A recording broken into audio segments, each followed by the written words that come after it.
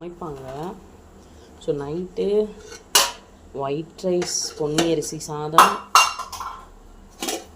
பார்த்து பெரியவளுக்கு வந்து சரியான கோல்டு. அதனால் எங்கள் தோட்டத்திலேயே இருந்த தூதுவளை செடி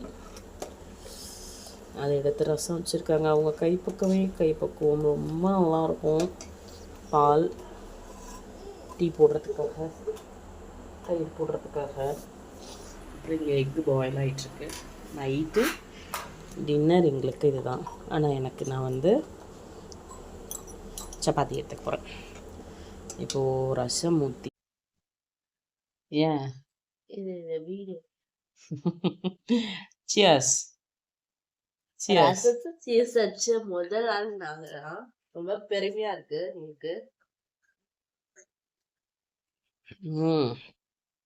நல்லா காட்டமா சூப்பரா இருக்கு. சளி பிடிச்சவங்க குடிச்சாங்கன்னா இருக்க சளியெல்லாம் வந்துடும். How is it, Mom? சூப்பரா இருக்குடா. ஐமா கைப்பக்கம்